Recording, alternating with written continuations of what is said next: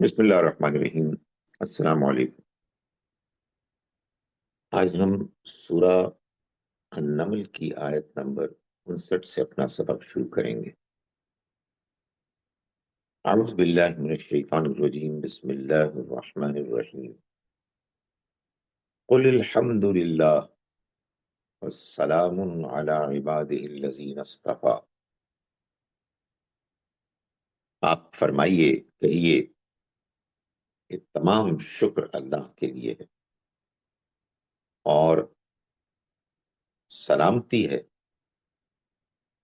اس کے ان بندوں پر الذین اصطفیٰ جن کو اس نے چن لیا۔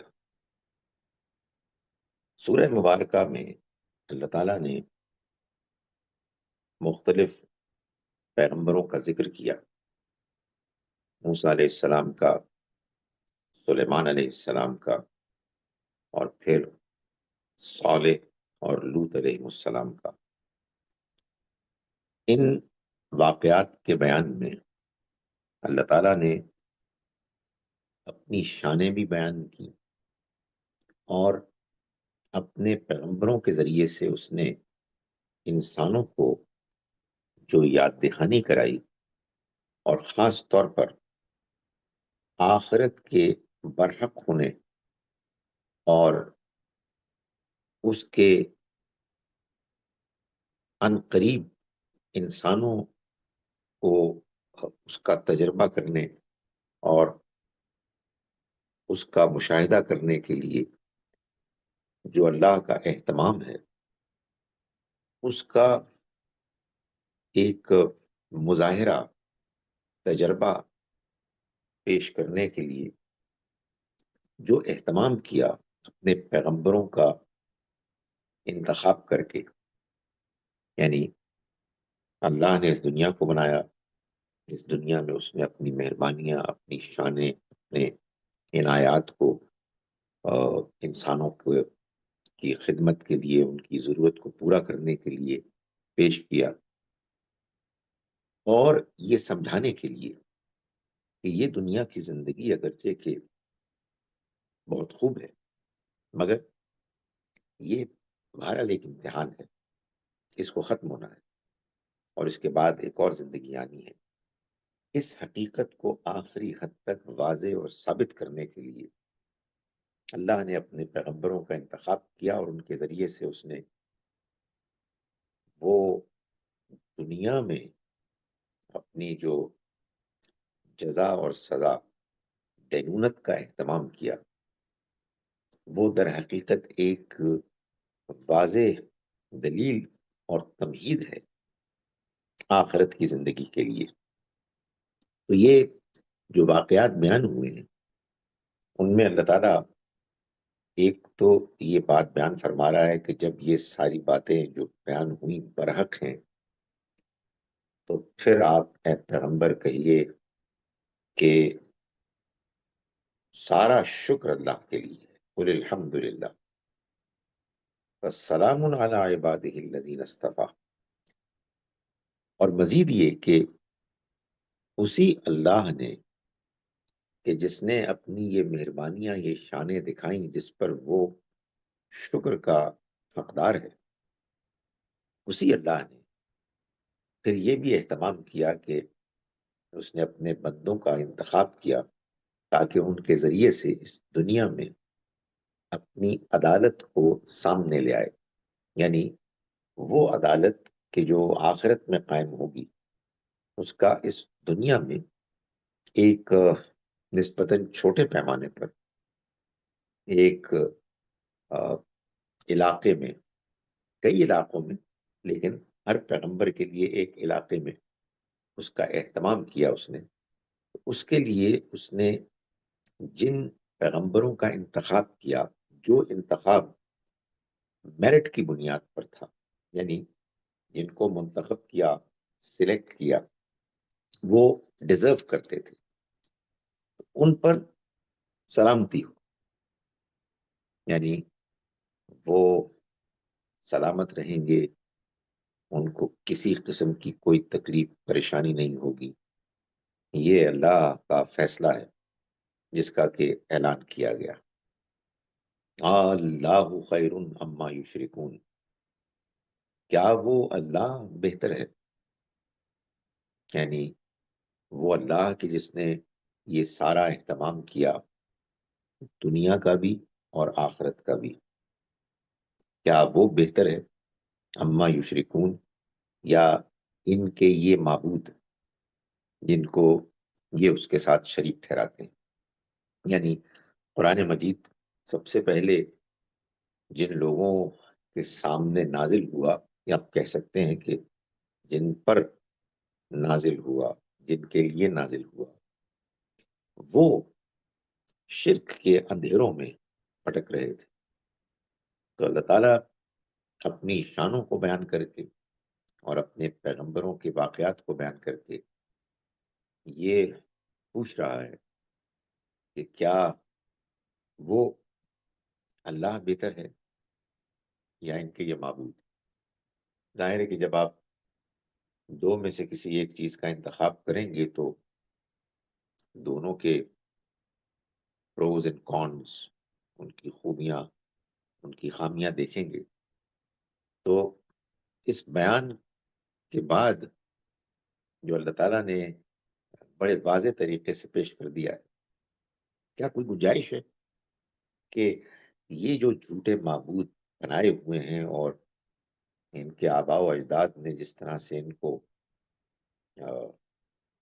پچھلی نسلوں سے اگلی نسلوں کو منتقل کیا ہے، کیا یہ بہتر ہے یا وہ اللہ بہتر ہے جس کی یہ خوبیاں، یہ شانیں؟ سو یہ گویا کہ پیچھے جو کچھ مضمون بیان ہوا اس کے لیے یہ آیت ایک تبصرہ بھی ہے، یعنی اس کا ایک نچوڑ بیان ہو گیا ہے، اور پھر اس مضمون کو ختم کر کے، یعنی کچھ پیغمبروں کی داستانوں کو بیان کر کے اب ایک نئے مضمون کی طرف اس آیت سے بات آگے بڑھ رہی ہے. گویا کہ اس مضمون کی توحید، اس مضمون کی تمہید ہے کہ جو مضمون توحید پر مبنی ہے، اللہ کی وحدانیت کی حقیقت کو بیان کرنا، جس مضمون کا اصل فوکس ہے، ہدف ہے. فرمایا امن خلق السماوات والارض، اللہ کیا وہ جس نے زمین اور آسمانوں کو پیدا کیا. یعنی اس سوال میں یہ چیز مضمر پوشیدہ ہے، چھپی ہوئی ہے کہ کیا یہ معبود بہتر ہے یا وہ رب جس نے زمین اور آسمانوں کو پیدا کیا. وَأَنزَلَ لَكُم مِّنَ السَّمَاءِ مَاءً، اور اس نے اتارا تمہارے لیے آسمان سے پانی. فَأَنبَتْنَا بِهِ حَدَائِقَ ذَاتَ بَهْجَةٍ، پھر اس نے اس سے پھر اس نے فَأَنبَتْنَا، معاف کیجیے گا، اس نے نہیں، پھر ہم نے فَأَنبَتْنَا، پھر ہم نے اگائے بھی اس کے ذریعے سے، یعنی اس پانی کے ذریعے سے، حدائق ذات بہجہ، ایسے باغات کہ جو بہت عمدہ منظر پیش کرنے والے. یہ ایک تو اس میں بڑی ایک دلچسپ چیز یہ ہے کہ پہلے غائب کا صیغہ تھا، تھرڈ پرسن، اور اس کے بعد پھر متکلم کا صیغہ فرسٹ پرسن میں بات شروع ہو گئی. یعنی بات تو یہ ہو رہی تھی کہ اللہ کی ذات وہ ہے کہ جس نے آسمانوں اور زمین کو پیدا کیا اور آسمان سے پانی برسایا، مگر جب پانی برسانے کے بعد اس کے نتیجے کا ذکر ہوا تو فرمایا کہ فَأَنبَتْنَا بِهِ حَدَائِقَ ذَاتَ بَهْجَةٍ، پھر اس سے ہم نے پیدا کیے، اگائے ایسے باغ کہ جو خوش منظر تھے. یعنی گویا کہ غائب سے، تھرڈ پرسن سے متکلم فرسٹ پرسن کی طرف شفٹ، اصل میں اللہ نے جو احسان کیا ہے اور اس کی عنایت جو اس کے رب ہونے کا ایک منظر پیش کر رہی ہے کہ وہ تمہاری ضرورتیں پوری کر رہا. اس کو اللہ تعالیٰ نے یوں نہیں کہا کہ وہ تمہاری ضرورتیں پوری کرنے کے لیے یہ اہتمام کر رہا ہے، بلکہ فرمایا کہ ہم نے یہ کیا. اس سے گویا کہ ایک براہ راست ایک پیغام پہنچا جس میں کہ اللہ کی طرف سے بندوں کے لیے ایک تعلق اور ایک مہربانی کا اظہار بھی ہے، اور یہ بات بھی ہے کہ اللہ تعالیٰ یہ بتانا چاہتے ہیں کہ یہ ہم نے سب کچھ بڑے اہتمام کے ساتھ کیا، تمہارے لیے کیا. فرمایا کہ یہ ہم نے باغ اگائے جو خوش منظر ہے، ہر طرح کی بہترین منظر پیش کرتے ہیں. یہ حقیقت ہے کہ اگرچہ کہ یہ حقیقت، یہ فینومینن ہمارے لیے ایک روزمرہ کا معمول ہے، اس وجہ سے ہم اس کو ایک طے شدہ معمول کی چیز اور گرانٹڈ لیتے ہیں. مگر اگر غور کیا جائے تو اس کے پیچھے جو حقیقت ہے اس کو سمجھنا چاہیے، اور وہ بڑی گہری حقیقت ہے کہ میں بحیثیت انسان بہت سی ضرورتیں لے کر آیا. میری یہ ضرورتیں پوری ہوتی ہیں اس طرح سے کہ زمین اپنے اندر سے خزانے نکال، فصلیں، ایسے پودے، درخت جن میں پھل ہوتے ہیں، ایسی فصلیں جس میں ہمارے لیے اناج ہوتا ہے، سبزیاں ہوتی ہیں، اور پھر انہی سے وہ جانور بھی خوراک پاتے ہیں کہ جو ہماری ضرورتوں کے لیے اللہ تعالیٰ نے پیدا کیا. تو فرمایا کہ یہ ہم نے کیا، اور یہ ایسے ہوا کہ آسمان سے ہم نے پانی برسایا اور زمین میں ہم نے رویدگی رکھ دی، فرٹیلٹی رکھ دی، جس کے نتیجے میں زمین اپنے خزانے اگلتی. ما کان لکم ان تنبتوا شجرا، تمہارے لیے تو اس کا امکان نہیں تھا کہ تم ان کے درختوں کو اگا سکتے. کیا یہ تم کر رہے ہو یا یہ آپ سے آپ ہو رہا ہے؟ تم نے کبھی غور نہیں کیا؟ الہ مع اللہ، کیا کوئی معبود اور بھی ہے جو یہ سارے کام کر رہا ہے اللہ کے ساتھ؟ تم نے کبھی غور کیا؟ بل ہم قوم یعدلون، نہیں، بلکہ یہ تو ایسے لوگ ہیں کہ جو حق کے راستے سے ہٹے ہوئے ہیں. یعنی پہلے اللہ تعالیٰ براہ راست بات کر رہے تھے فرسٹ پرسن میں، پھر اس کے بعد ہٹ کے تھرڈ پرسن کی طرف چلے گئے. نہیں، یہ لوگ تو نا انصافی کرنے والے. اس گریز میں، اس ہٹنے میں در حقیقت اللہ کی طرف سے ایک کراہت، ایک دوری کا، ایک حسرت کا ایک اظہار ہے.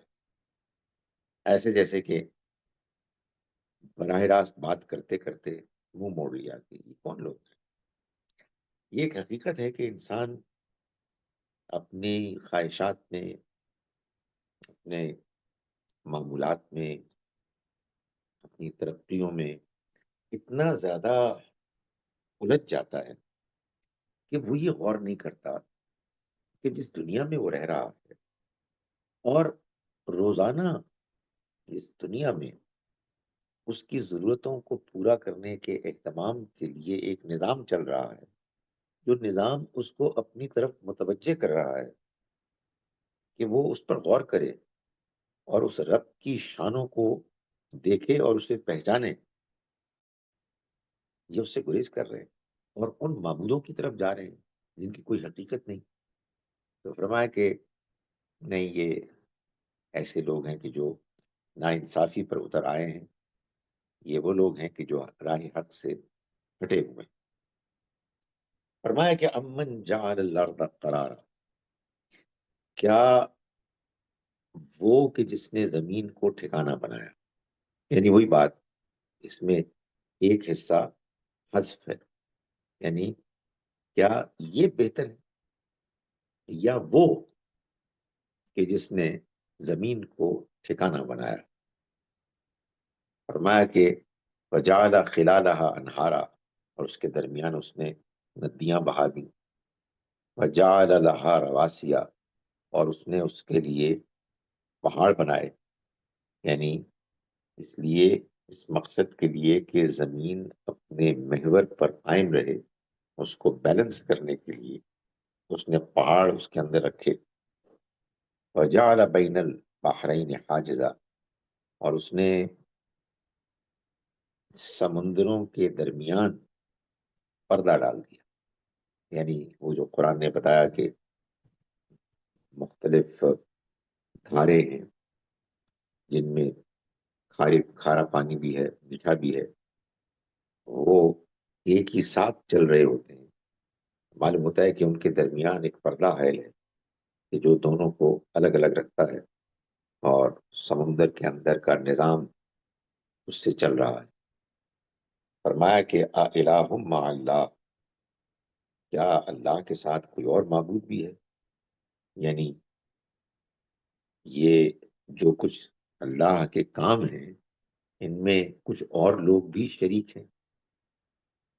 بل اکثرهم لا یعلمون، نہیں بلکہ ان میں سے اکثر لوگ جانتے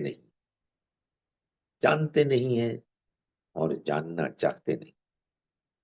انسان کی آنکھوں کے آگے جب پردہ آ جاتا ہے، انسان جب غور کرنے سے گریز کرتا ہے، تو اس کے بعد بڑی بڑی حقیقتیں اس کو اس کے سامنے آتی ہیں، مگر وہ توفیق سے محروم ہو جاتا ہے۔ یعنی اس دنیا میں وہ رہتا ہے اور اس میں دیکھتا ہے کہ زمین کو اللہ نے بنایا ایک گہوارہ، ایک ٹھکانہ، اور اس کے درمیان اس نے ندیاں بہائیں اور پہاڑ گاڑ دیے، سمندر بنائے، سمندر کے اندر ایک غیر معمولی نظام رکھا۔ اس میں معلوم ہوتا ہے کہ پانی کے مختلف دھارے ہیں جو الگ الگ چل رہے ہیں، درمیان میں ایک معلوم ہوتا ہے کہ ایک دیوار سی ہے جو نظر نہیں آتی، جو پانی جب ایک دوسرے کے ساتھ بہنے کے باوجود ملتے نہیں، وہ الگ الگ اپنی شناخت رکھتے ہیں۔ یہ سب دیکھنے کے باوجود، جاننے کے باوجود، کیا یہ سمجھتے ہیں کہ اس دنیا کا بنانے والا اور چلانے والا ایک نہیں ہے، بلکہ اس کے شریک بھی ہیں؟ فرمایا کہ امن یجیب المضطر اذا دعاه، بھلا وہ کہ جو یجیب المضطر، دعا قبول کرتا ہے، ضرورت پوری کرتا ہے، المضطر، اس کی کہ جو بے قرار ہے، اذا دعاه، جب وہ اس سے دعا کرتا ہے۔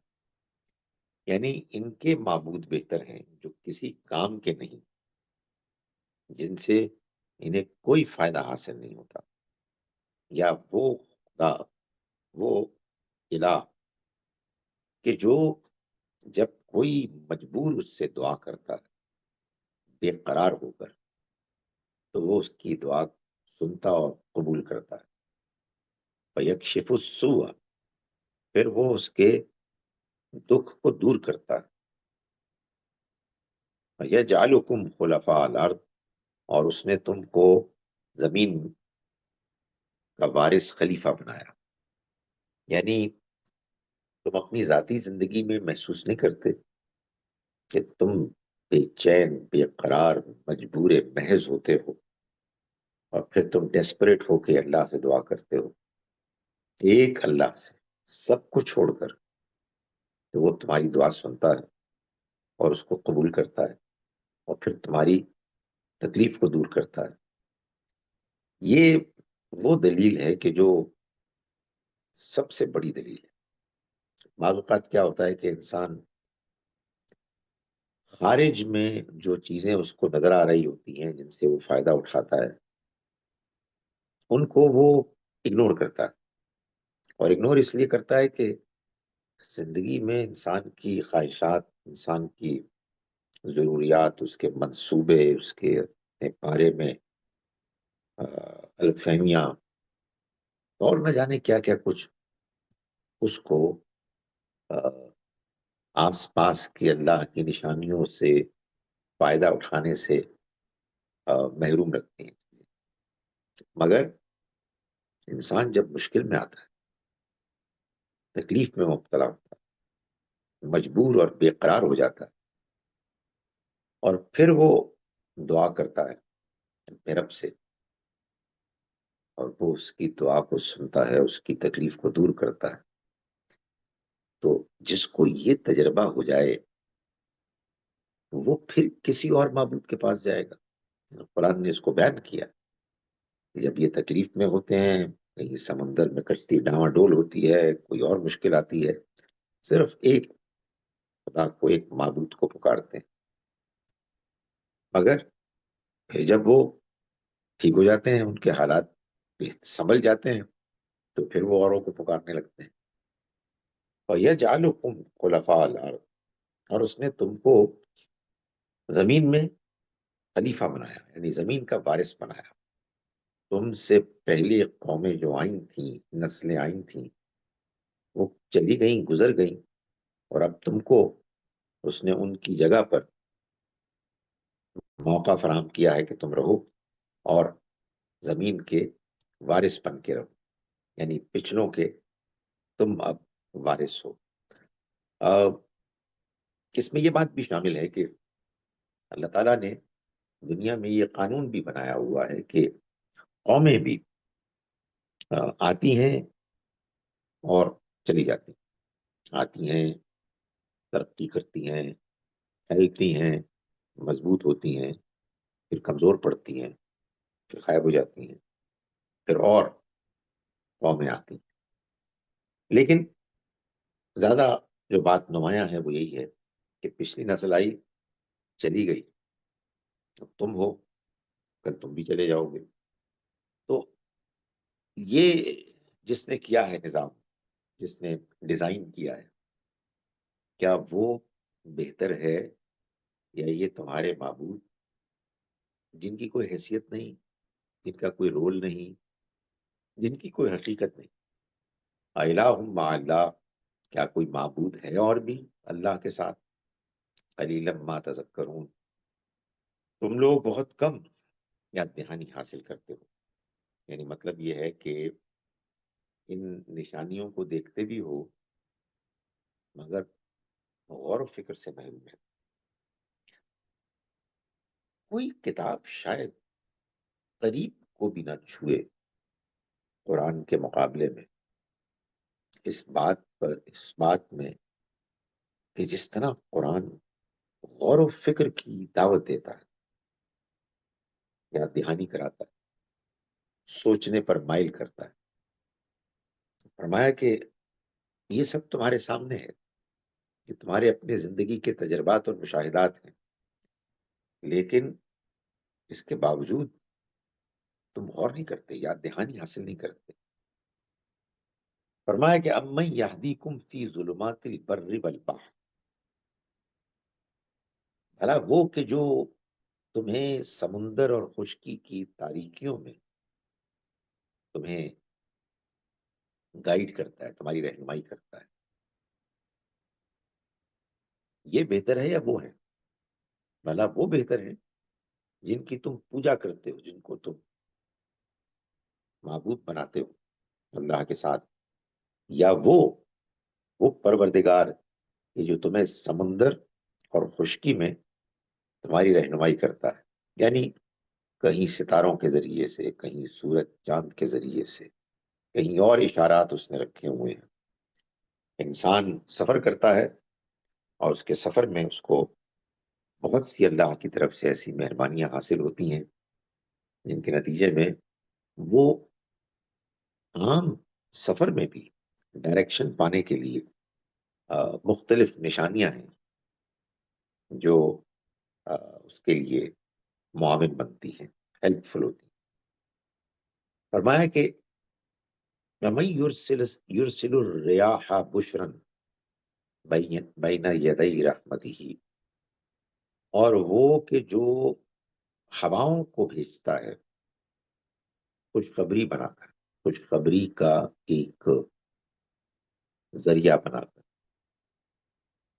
یعنی جہاں موسم گرم ہوتا ہے اور گرمی سے لوگ پریشان ہوتے ہیں، ہاں پھر کیا ہوتا ہے کہ جب بارش آنے والی ہوتی ہے تو بارش تو آتی ہے بعد میں، بادل تو بعد میں نظر آتے، پہلے ٹھنڈی ہوا آتی ہے، یہ ہوا خوشخبری بنتی ہے، تمہید بنتی ہے، بین یدی رحمتہ، اس کی رحمت سے آگے، یعنی اس کی رحمت کے پہنچنے سے پہلے، رحمت یعنی باران رحمت، بارش، الہ مع اللہ، تو کیا اللہ کے ساتھ کوئی اور معبود بھی ہے؟ یعنی جو یہ سب کچھ کر رہا ہے تمہارے لیے، جس کا تم تجربہ کرتے ہو، جسے تم دیکھتے ہو، محسوس کرتے ہو، کیا اس کے علاوہ کوئی اور معبود بھی ہے؟ تعالی اللہ عما یشرکون، اللہ برتر ہے، بہت بلند ہے ان چیزوں سے جنہیں یہ اس کا شریک ٹھہرا رہے ہیں، یعنی کوئی کوئی امکان ہی نہیں ہے، کوئی وجہ ہی نہیں ہے تم دنیا میں چاہے خود اپنی ذات کے تجربات کو دیکھو یا خارج میں جو اس نے نشانیاں پھیلائی ہوئی ہیں ان کو دیکھو، یہ سارا نظام ایک سسٹم، ایک مائنڈ، ایک پاور، ایک معبود الہ ہے جو چلا رہا ہے، نہ یہ خود بخود ہو رہا ہے جیسا کہ آج کے دور کے بہت سے لوگ یہ سمجھتے ہیں، اور نہ ہی یہ ممکن ہے کہ کچھ اور دیویاں دیوتا معبود وہ کر رہے ہیں۔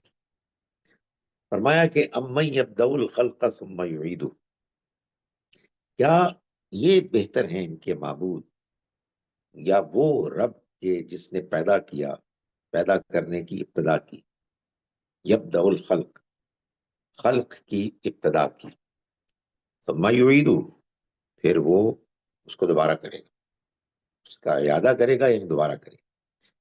یہ گویا کہ اللہ نے اپنے پلان کو بھی بتا دیا، اور وہ جو پلان مستقبل میں جو ظاہر ہوگا اس کے لیے ایک دلیل بھی بیان کرتی ہے کہ کیسے ہوگا، لوگ سوال پوچھتے تھے، تو فرمایا کہ وہ کہ جس نے پیدا کیا پہلی مرتبہ پھر وہی اس کو دوبارہ بھی کر دے، فَمَن يَرْزُقُكُم مِّنَ السَّمَاءِ وَالْأَرْضِ، اور جو زمین و آسمان سے تمہیں رزق دیتا ہے، الہ مع اللہ، کیا کوئی اور اللہ کے علاوہ معبود بھی ہے؟ یعنی وہ جو یہ سب کچھ کر رہا ہے اس کے مقابلے میں کوئی اور ہے کہ جس کو تم کہو کہ یہ بھی ہیں کہ جن کی ہم پرستش کریں، جن سے ہم مانگیں، جن کا ہم شکر ادا کریں، جن کے آگے جھک جائیں، جن کی بڑائی کا ہم اعتراف کریں، کون ہے اور؟ یعنی مطلب یہ کہ کوئی نہیں۔ یہ جو یہاں بار بار انداز اختیار کیا گیا ہے سوال کا، سوالیہ، تو یہ اصل میں ایک بڑا زوردار طریقہ ہے، اسلوب ہے، سٹائل آف پریزنٹیشن ہے کسی چیز کی آخری حد تک نفی کرنے کے۔ کیا یہ ہو سکتا ہے؟ کیا اس صورتحال میں یہ ہو سکتا ہے؟ یعنی یہ کہ نہیں ہو سکتا، یعنی یہ بڑا زوردار انداز ہے کسی دوسری پاسبلٹی کی نیگیشن کے لیے۔ اور اس میں یہ بھی ہے کہ بعض چیزیں وہ ہوتی ہیں کہ جب اس طرح سے زوردار انداز میں بات بیان کی جاتی ہے تو وہ حذف ہو جاتی ہیں، یعنی وہ امپلائڈ ہوتی ہیں باتیں، لیکن ان کو الفاظ میں بیان نہیں کیا جاتا۔ فرمایا کہ قل ہاتو برہانکم ان کنتم صادقین، ان سے کہو کہ لاؤ اپنی کوئی دلیل اگر تم سچے ہو۔ یعنی کیا باتیں کر رہے ہو، کس بنیاد پر تم اللہ کے ساتھ اوروں کو شریک ٹھہرا رہے ہو، اوروں کو پکار رہے ہو؟ ہے کوئی دلیل تمہارے پاس؟ اگر ہے تو پیش کرو، ورنہ اپنی ضد کو چھوڑ دو اور اس پیغام کو مانو اور اس کو اختیار کرو۔ فرمایا قل لا يعلم من في السماوات والارض الغیب الا اللہ، ان سے کہہ دو کہ نہیں آسمانوں اور زمین میں جانتا کوئی بھی غیب کو سوائے اللہ کے۔ یعنی تم ان کے سامنے اللہ کا پیغام پیش کر رہے ہو اور ان کو اس بات پر خبردار کر رہے ہو کہ اگر انہوں نے اس پیغام کو ٹھکرایا تو ان پر عذاب آ جائے گا۔ جب تم ان کے سامنے یہ بات پیش کرتے ہو تو یہ کہتے ہیں کہ یہ عذاب کب آئے؟ تو فرمایا کہ قل ان سے کہہ دو لا يعلم من في السماوات والارض الغیب الا اللہ، آسمانوں اور زمین میں جو بھی چیزیں ہیں اس کے غیب کو کوئی نہیں جانتا سوائے اللہ۔ یعنی یہ جو تم عذاب کے بارے میں سوال کر رہے ہو بار بار کہ یہ کب آئے گا، اور یوں گویا کہ جلدی مچا رہے ہو، یہ جو ایسی حرکتیں کر رہے ہیں، پیغمبر ان سے کہیے کہ یہ میرے جاننے کی باتیں نہیں ہیں، میں یہ کام کرنے نہیں آیا ہوں، میں تو خبردار کرنے آیا ہوں، یہ غیب کی باتیں ہیں، اور اللہ کے سوا زمین اور آسمانوں میں جو بھی ہیں وہ اس غیب کو نہیں جانتے، کسی غیب کو نہیں جانتے، اور اس غیب کو بھی نہیں جانتے۔ وما یشعرون ایان یبعثون، اور نہ یہ جانتے ہیں کہ یہ کب اٹھائے جائیں گے، یعنی مرنے کے بعد۔ نہ یہ جانتے ہیں جو سوال کر رہے ہیں، نہ وہ جانتے ہیں جن کو انہوں نے اپنا معبود بنا لیا ہے۔ کوئی امکان نہیں ہے، اللہ ہے کہ جو ہر چیز سے واقف ہے، ظاہر سے بھی اور جو چیز چھپی ہوئی ہے، جو غائب ہے، اس سے بھی۔ بل ادارک علمہم فی الآخرہ، نہیں، یہ جب بھی بل آتا ہے، یہاں بل بہت آیا ہے، ہر بل سے پہلے، بل کا مطلب بلکہ، ہر بل سے پہلے ایک انکار ہوتا ہے، نہیں بلکہ، یعنی کیا تمہارا خیال ہے کہ یہ بات سمجھتے نہیں ہیں؟ یعنی ان کو بات ابھی تک پہنچی نہیں ہے یا سمجھ میں نہیں آئی ہے؟ نہیں، ہرگز نہیں۔ بل دار کا علمہم، بلکہ ان کا علم الجھ گیا ہے فی الآخرہ، آخرت کے بارے میں۔ یعنی الجھ گیا ہے سے مراد یہ ہے کہ ایک جانب تو آخرت کے انکار کی کوئی گنجائش ہو نہیں پاتے، مگر دوسری جانب اس کو ماننے کے لیے بھی تیار نہیں ہے، اس لیے کہ اگر آخرت کو مان لیا تو پھر زندگی میں کیسے مزے کریں گے اور منمانی کریں گے؟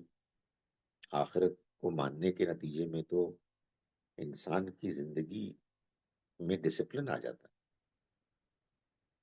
ہے، انسان اپنے آپ کو حد سے آگے نہیں بڑھا سکتا، اگر اس سے کوئی زیادتی ہوئی ہے تو اس کو اس پر پچھتانا ہوتا ہے، یہ وہ کرنا نہیں چاہتے، لیکن آخرت کے حق میں دلائل اتنے زیادہ اوور ویلمنگ ہیں کہ اس کا انکار بھی نہیں کر سکتے، تو یہ کچھ الجھ گئے ہیں، آخرت کے بارے میں ان کا علم الجھ گیا ہے۔ بل ہم فی شک منہا، نہیں بلکہ یہ اس کی طرف سے شک میں ہے، یعنی اب یہ جو شک ہے یہ شک انہوں نے خود پیدا کیا. اسی شک کو اللہ تعالیٰ کنڈیم کرتے ہیں. اس شک کو کنڈیم نہیں کرتے کہ جو سچائی کو جاننے کے لیے ضروری ہے، وہ ڈاؤٹ کہ جس ڈاؤٹ کو کرنے کے بعد انسان جستجو کرتا ہے، وہ شک کے جو دیانت دارانہ انسان کی علم کی تلاش اور حق حق کی تلاش میں اس کے ذہن میں ابھرتا ہے، وہ شک نہیں، بلکہ یہ شک کہ جس میں یہ مبتلا ہے اس لیے کہ ایک جانب حقیقت واضح ہو گئی ہے اور دوسری جانب وہ حقیقت کو ماننا نہیں چاہتے، تو پھر وہ شک میں مبتلا ہو گئے ہیں اس کے بارے میں. بل ہم منہا عمون، نہیں بلکہ یہ اس سے اندھے بنے ہوئے، آنکھیں ہٹا لی ہیں انہوں نے، دیکھنے کے لیے تیار نہیں ہے. اس لیے اب کوئی ان کے پاس اور طریقہ نہیں ہے سوائے اس کے کہ وہ انکار کریں. فقال الذین کفروا، اور کہا ان لوگوں نے جنہوں نے انکار کیا، اذا کننا ترابا وآباؤنا انا لمخرجون، کہ کیا جب ہم مٹی ہو جائیں گے اور ہمارے آبا و اجداد بھی، تو کیا ہم پھر دوبارہ اٹھائے جائیں گے، نکالے جائیں گے.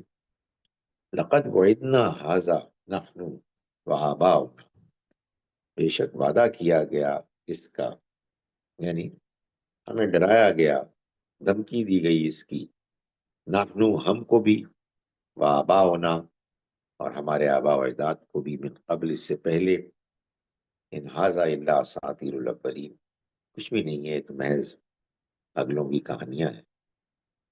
کہ پہلے بھی آئے لوگ، انہوں نے کہانیاں پیش کی، اور اب یہ بھی اس طرح کی باتیں کر رہے ہیں.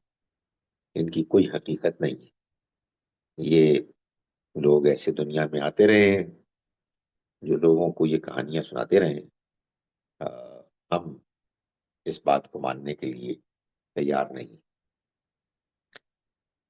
میں اب آپ کے سامنے ان آیات کا ترجمہ جو غامدی صاحب نے کیا ہے اس کو ایک مرتبہ پیش کر رہا ہوں، پھر ترجمے کی حیثیت سے. ہم نے آج کا سبق شروع کیا آیت نمبر 59 سے. اب شروع کرتے ہیں اس اللہ کے نام کے ساتھ جس کی رحمت بے پناہ ہے، جس کی عنایت ہمیشہ کے لیے. ان سے کہو اے پیغمبر کہ شکر اللہ ہی کے لیے ہے جس نے اپنی یہ شانیں دکھائی، اور اس کے ان بندوں پر سلامتی جن کو اس نے اپنی عدالت کو ظاہر کرنے کے لیے منتخب فرمایا.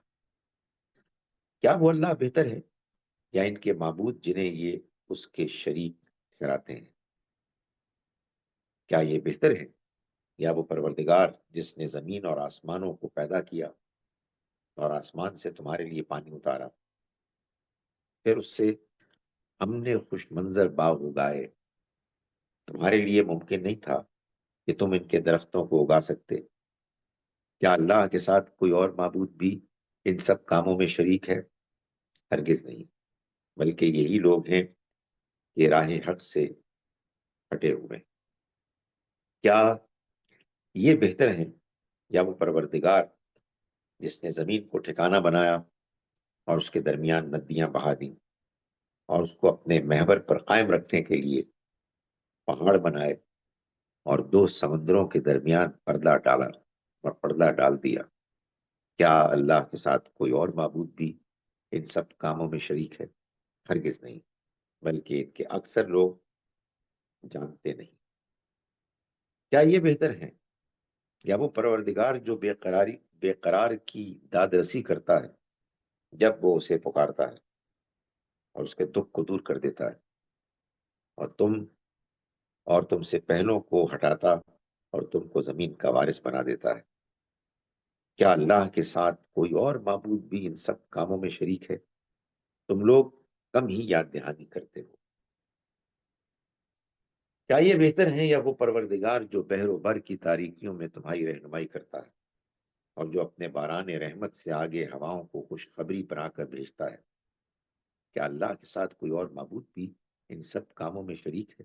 حقیقت یہ ہے کہ اللہ بہت ہی برتر ہے ان چیزوں سے جنہیں یہ اس کا شریک ٹھہراتے ہیں۔ کیا یہ بہتر ہے یا وہ پروردگار جو خلق کی ابتدا کرتا ہے پھر اس کا اعادہ کرے گا، اور جو زمین و آسمان سے تمہیں روزی دیتا ہے؟ کیا اللہ کے ساتھ کوئی اور معبود بھی ان سب کاموں میں شریک ہے؟ ان سے کہو کہ اپنی دلیل لاؤ اگر تم سچے ہو۔ یہ عذاب کے لیے جلدی مچاتے ہیں، ان سے کہو یہ غیب کی باتیں ہیں، اور اللہ کے سوا زمین اور آسمانوں میں جو بھی ہیں اس غیب کو نہیں جانتے، اور نہ یہ جانتے ہیں کہ مرنے کے بعد کب اٹھائے جائیں گے۔ تمہارا خیال ہے کہ یہ اس بات کو سمجھتے نہیں؟ ہرگز نہیں، بلکہ آخرت کے بارے میں ان کا علم الجھ گیا ہے، بلکہ یہ اس کی طرف سے شک میں ہے، بلکہ یہ اس سے اندھے بنے ہوئے ہیں۔ یہ منکرین کہتے ہیں کہ کیا جب ہم مٹی ہو جائیں گے اور ہمارے باپ دادا بھی، تو کیا ہم قبروں سے نکالے جائیں گے؟ یہ دھمکی ہمیں بھی دی گئی ہے، اور اس سے پہلے ہمارے باپ دادا کو بھی دی گئی تھی۔ کچھ نہیں، یہ محض اگلوں کی کہانیاں۔ اقول قولی ھذا واستغفر اللہ لی ولکم۔ اب آپ سوال کیجئے۔ جی عمر۔ جی السلام علیکم سر۔ وعلیکم سر السلام۔ آپ کے لیکچر سے ریلیٹڈ ہی میں نے جو ایکسپیرینس کیا وہ مجھے یاد آ گیا۔ دو الگ لوگ الگ موقع پر میں نے دیکھی۔ ایک تو بالکل ہی کوئی ریلیجیس بیک گراؤنڈ نہیں اور کٹر ایتھیسٹ، دوسرا تھوڑا بہت شاید ریلیجیس بیک گراؤنڈ پھر بھی ایتھیسٹ۔ اور میں نے دیکھا کہ مشکل وقت جب آیا، بہت ہی مشکل وقت، تو انہوں نے دعا کی خدا سے، اور میں اس وقت حیران ہوا۔ اور جب وہ مشکل وقت چلا گیا تو انہوں نے اس چیز کو بھلا دیا، اور میں نے ان سے پوچھا کہ کیا اس وقت تو آپ نے دعا کی تھی؟ نہیں، میں تو اس وقت ڈرامہ تھا، وہ تو سب ڈرامہ تھا۔ تو خیر، اس بات سے میں کسی ایتھیسٹ کو نہیں ٹارگٹ کرنا چاہ رہا، ہر مختلف قسم کے لوگ ہوتے ہیں، لیکن یہ میں نے سر خود ایکسپیرینس کیا ہے کہ ہم پھر بھول جاتے ہیں جب اللہ پاک ہمیں بخش دیتے ہیں، نواز دیتے ہیں۔ دیٹ از ٹرو، مجھے بھی اس کا تجربہ ہوا۔ میں بھی اپنے آپ کو اسی طرح سے ایک زمانے میں جب ٹینیجر تھا تو ایتھیسٹ سمجھتا تھا۔ مجھے بھی جب مشکل پیش آئی تو یہ حقیقت ہے، میں سب کچھ بھول گیا، سب کچھ بھول گیا، صرف ایک اللہ کو پکارا اور اس نے پکار کو سنا۔ بس اس کے بعد اللہ یہی چاہتا ہے کہ جب اتنی بڑی حقیقت انسان کو اپنے وجود کے اندر سے اپنے تجربے سے واضح ہو گئی ہے، اس کے بعد کیا کر رہا ہے؟ میں یہ نہیں کہہ رہا کہ اس کے بعد سوال نہیں ہوتے، سوالات تو رہتے ہی ہیں، اور شاید ان کو رہنا ہی چاہیے، مگر جو ایک انسان کے اندر حقیقت کا اعتراف ہے وہ پیدا ہو جانا چاہیے۔ یعنی اس کو کسی صورت بھی انسان کو نظر انداز نہیں کرنا چاہیے، اس لیے کہ وہ ایک اتنی بڑی نعمت ہے انسان کے لیے کہ اس سے اپنے آپ کو محروم کرنا اصل میں اس بات کی دلیل گواہی ہوتی ہے کہ انسان سیریس نہیں ہے۔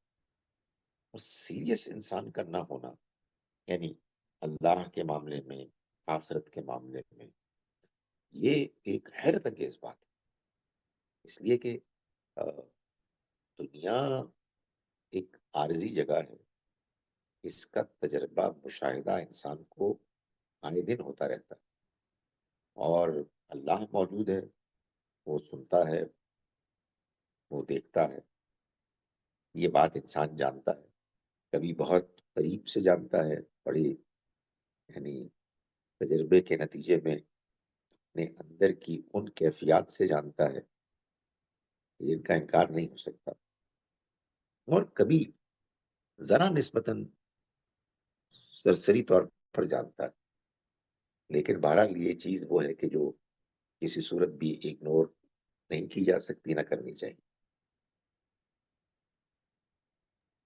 جی سر، ایک قرآن کا سوال تھا جو قرآن کا واقعہ ہے، وہ جو گائے کے بارے میں، تو اس میں سر میرے ذہن میں یہ آ رہا تھا کہ جب وہ اتنی حجتیں کر رہے تھے تو اللہ پاک نے ان کو روک کیوں نہیں دیا، یا وہاں پر ہی بتا کیوں نہیں دیا؟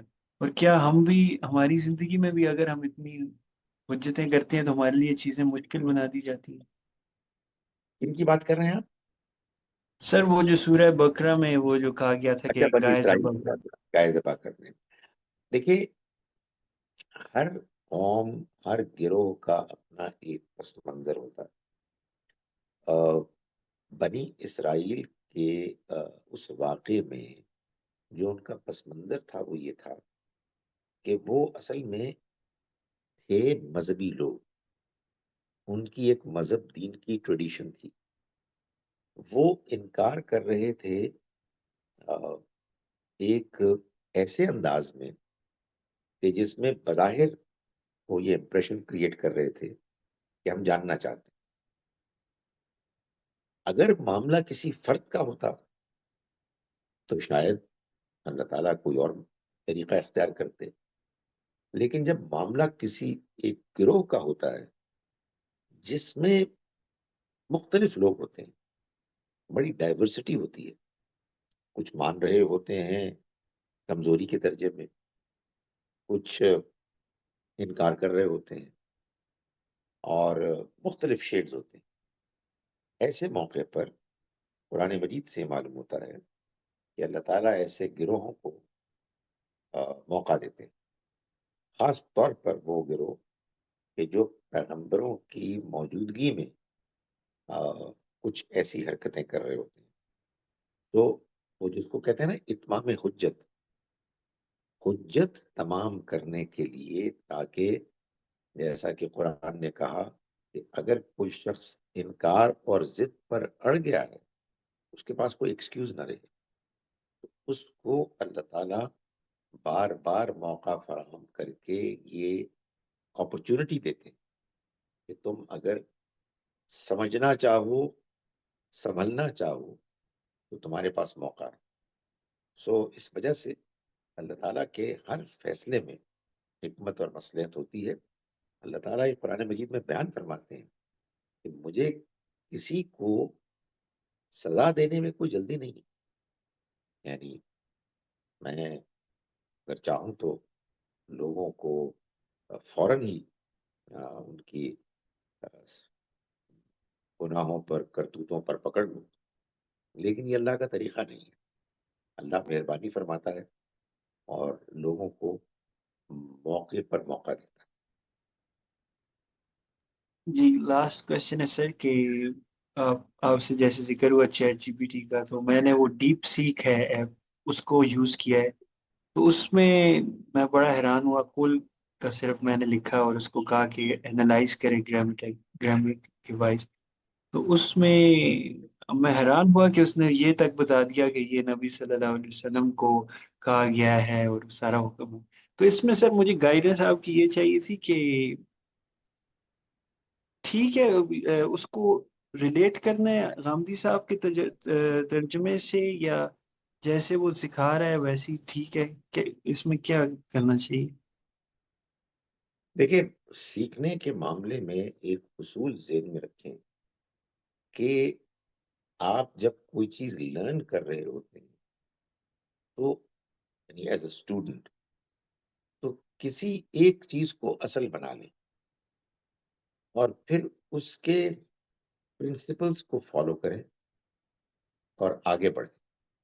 میں یہ نہیں کہہ رہا کہ اس کو بلائنڈلی فالو کریں، لیکن آپ بارہ سیکھ کر آگے بڑھنا چاہتے ہیں نا، تو ایک چیز کو جس کو آپ نے بنا لیا اپنا اصل ٹارگٹ کہ مجھے اس انڈرسٹینڈنگ کو ڈیولپ کرنا، تو آپ پھر اس کی جو لائن آف تھنکنگ ہے، اس کے جو چین آف تھاٹ ہے، جو آرگومنٹس ہیں، جو سسٹم ہے، اس کو فالو کریں کریٹیکلی، یعنی اس میں جہاں کہیں کوئی کمزوری دیکھیں، اس کمزوری کو ذہن میں نوٹ کر لیں اور آگے بڑھیں۔ اگر آپ محسوس کریں کہ بہت زیادہ کمزوریاں ہیں تو پھر اس کو ابینڈن کر دیں، اگر بات یہاں تک پہنچ گئی ہے، ورنہ کسی ایک کو فالو کرے اور دوسری جو سورسز ہیں ان کو بند نہ کرے، ان سے اپنے آپ کو الگ نہ کرے، بلکہ ان کی روشنی میں جو یہاں کی کمزوریاں ہیں ان کو دیکھتے رہیں۔ مگر آپ کے سوال کا جواب یہ ہے کہ کسی ایک چیز کو اختیار کر لیں اور دوسری کو اس کو کریٹیکلی ایگزامن کرنے کے لیے ایک ذریعہ بنا۔ I think that is how it should. جی تھینک یو۔ چلیے انشاءاللہ پھر نیکسٹ کلاس تک کے لیے میں اجازت چاہتا ہوں آپ سے۔ السلام علیکم ورحمۃ اللہ وبرکاتہ۔